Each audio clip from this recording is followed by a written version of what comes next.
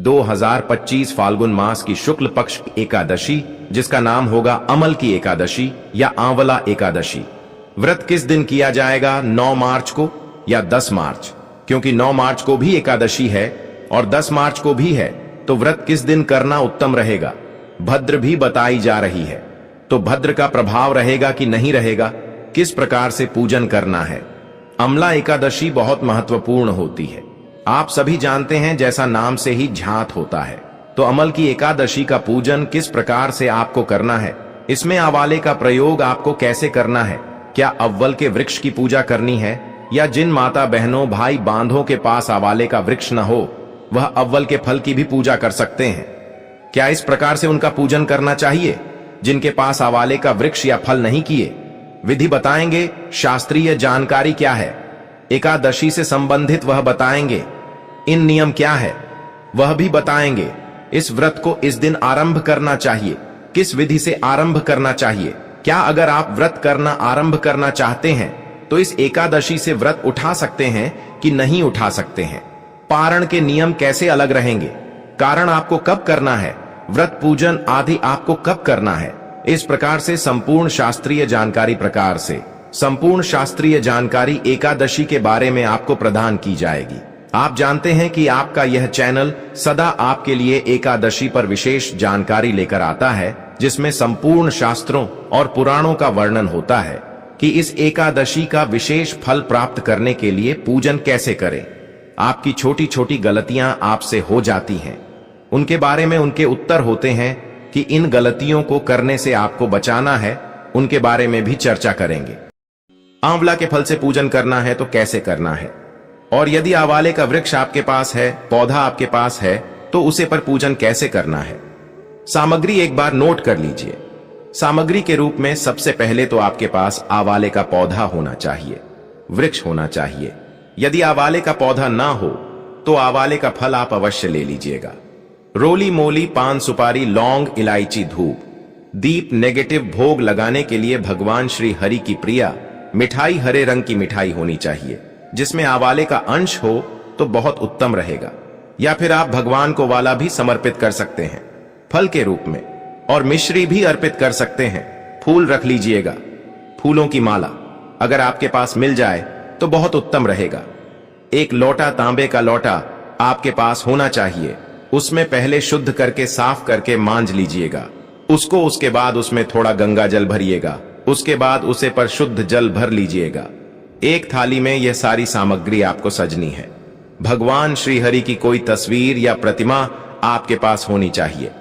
आज मैंने आदि के लिए आपके पास जल जमानी करने के लिए एक चम्मच होना चाहिए, छोटा चम्मच रख लीजिएगा। यदि आज मैं आपके पास हो तो अजमानी रख लीजिएगा। चौकी और पीला वस्त्र आपके पास हो वह भी आप रख सकते हैं, और दीपक के रूप में शुद्ध घी का दीपक जलाइएगा। शुद्ध घी अगर ना हो तो आप तिल के तेल का दिया जला सकते हैं, और धूप रख लीजिएगा, एक खड़ा रख लीजिएगा। कलश स्थापित कर लीजिए, कलश ले लीजिएगा। कलश के रूप में आप पीतल का, तांबे का, किसी धातु का ले सकते हैं, एमिटी का क्लच भी ले सकते हैं। ये दान करना नहीं है, दान करने की आवश्यकता नहीं है। इसको जैसे विजय एकादशी पर कलश को दान करना था, तो इस एकादशी में, अमल की एकादशी में जो कलश होगा उसकी दान करने की आवश्यकता नहीं रहेगी।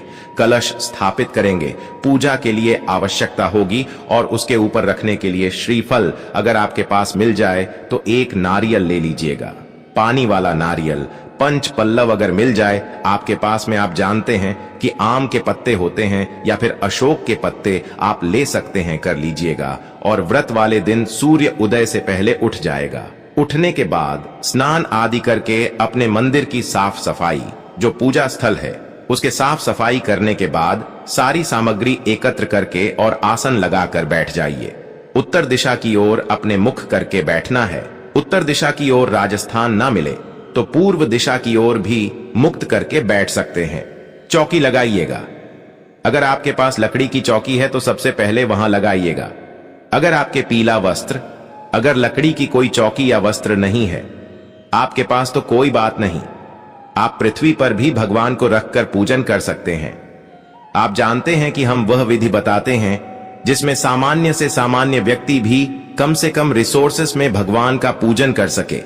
क्योंकि एकादशी का पूजन कैसा पूजन है जिससे अमीर से लेकर गरीबों तक अंतिम शोर तक सभी लोग करते हैं। तो पूजा विधि हमारी वह होती है जिनको गरीब से गरीब और अमीर से अमीर सभी कर सके। तो आप पृथ्वी पर रखकर भी पूजन कर सकते हैं। जो भी स्थान है ना उसको साफ कर लीजिएगा अच्छे से। पहले हम जो सामान है इसका शुद्धिकरण करेंगे, जो स्थान है इसका शुद्धिकरण करेंगे, पवित्रीकरण करेंगे। हम यहां से मंत्र पढ़ते हैं। आप एक पुष्प लीजिएगा और जो लोटे में जल भरा होगा, न गंगा जल मिला हुआ जल, उसे जल से चीते की जीवनी और सारी सामग्री पर और सभी स्थान पर चित्त दीजिए। इससे सबक पवित्री कारण हो जाएगा।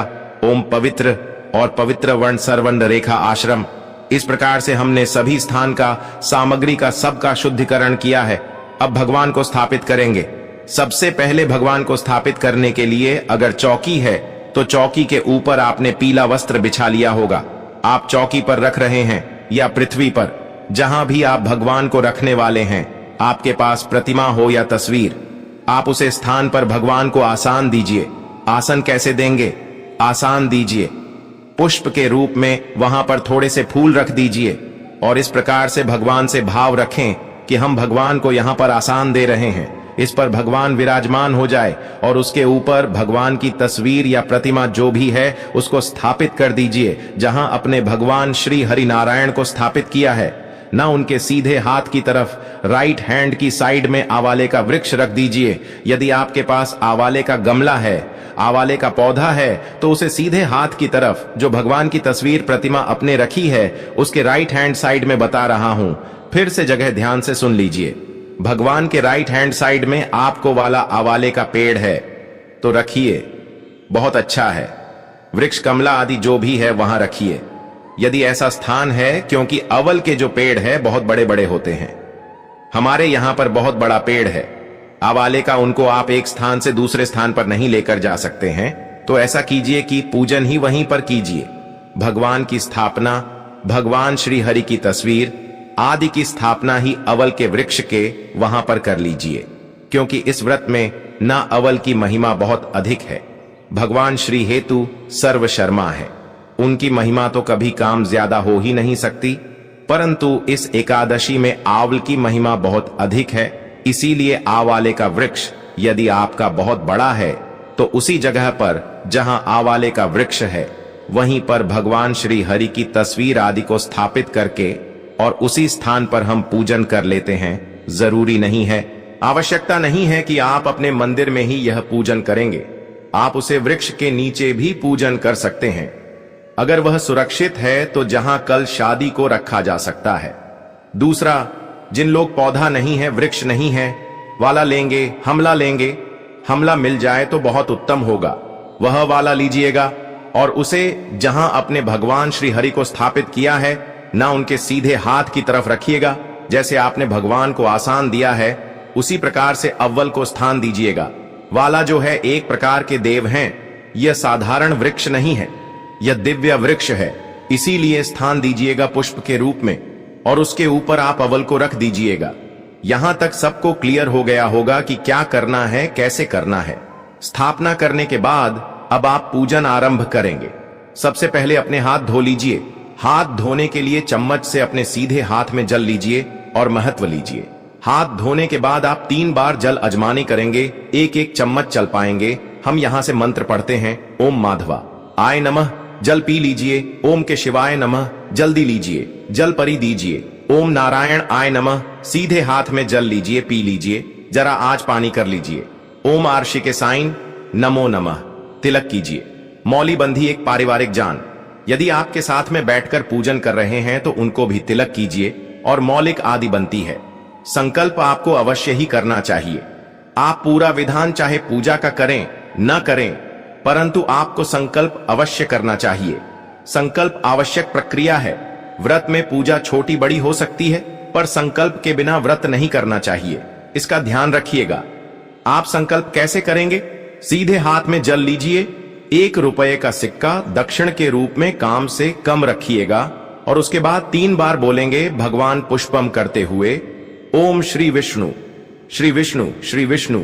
अपना नाम, अपना गोत्र, जिस स्थान पर बैठकर आप संकल्प कर रहे हैं, पूजन कर रहे हैं, वहां का मकान, नंबर, क्षेत्र का नाम, शहर का नाम, फाल्गुन, मन से शुक्ल पक्ष, अमल की एकादशी, आयाम, पुण्यतिथियों, आयु, आरोग्यता प्राप्त है, सुख संपत्ति प्राप्त, तैयार था, परिवार, सुख शांति प्राप्त, प्यार था, अमल की एकादशी, व्रत, अमला, पूजन, श्री हरि विष्णु पूजन, संकल्पम, संकल्प से बोलिए 100 श्री विष्णु शरण, शरण प्रताप, और यह संकल्प भगवान के चरणों में अर्पित कर दीजिए। संकल्प के बाद हम पूजन में आगे बढ़ते हैं। संकल्प के बारे में 1 मिनट लेंगे आपका कि संकल्प जो ना इसलिए आवश्यक है कि संकल्प में क्या बोला जाता है। संकल्प में आपकी जानकारी दी जाती है कि मैं अमुक आदमी इस स्थान पर इस चीज को साक्षी बांधकर यह प्रतिज्ञा करता हूं।